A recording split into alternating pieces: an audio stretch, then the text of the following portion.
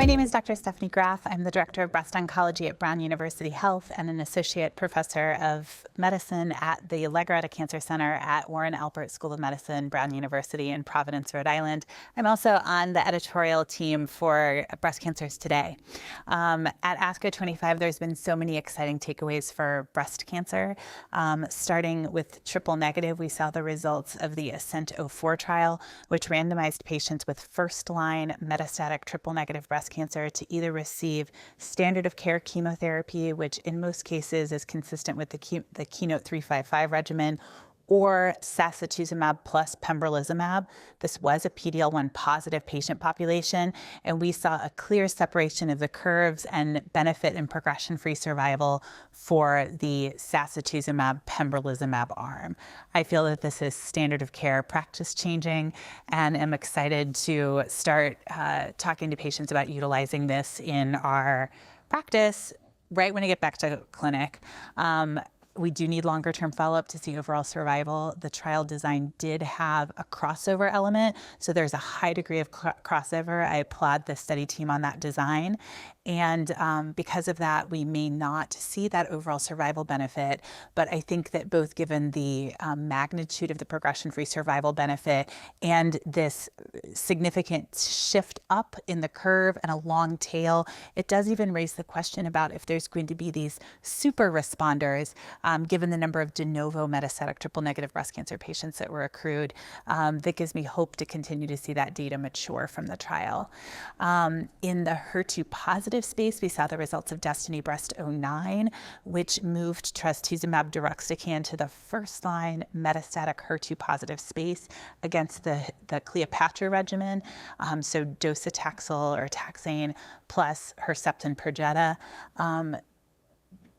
DESTINY-Breast09 was actually a 3-arm study where some patients got trastuzumab deruxtecan alone and some patients got trastuzumab deruxtecan plus pertuzumab.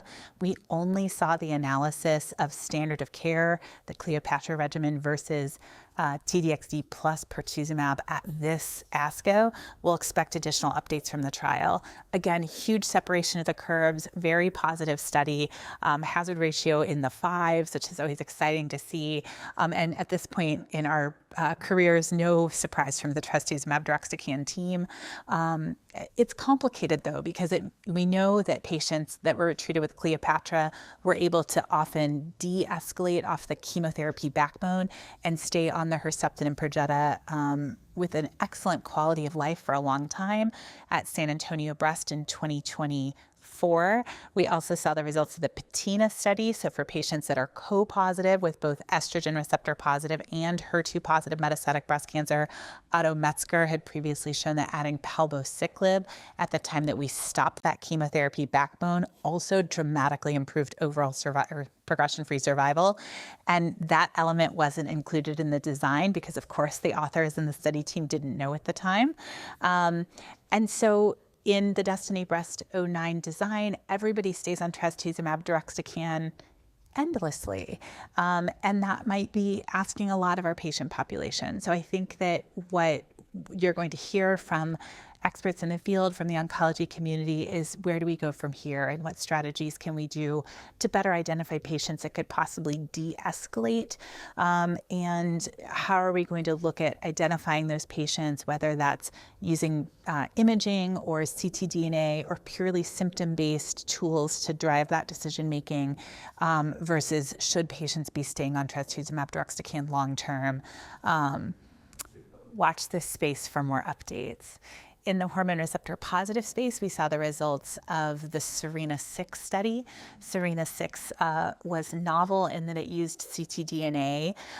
Patients were eligible with first-line metastatic hormone receptor positive breast cancer that was on a CDK4/6 inhibitor plus an aromatase inhibitor.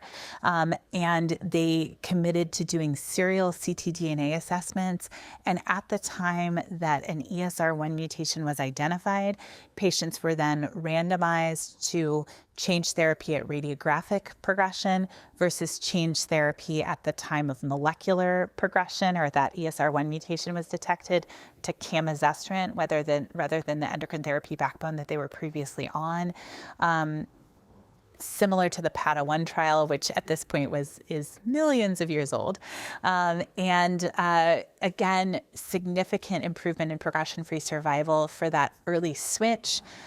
Again, getting some criticism from the breast medical oncology community because there's not a high degree of crossover for patients at radiographic progression to targeted ESR1 agents, which of course we now have commercially available, and also not a high degree of crossover to other highly effective agents like antibody drug conjugates, which makes it hard to sort of understand what options those patients were receiving in that second line therapy at crossover.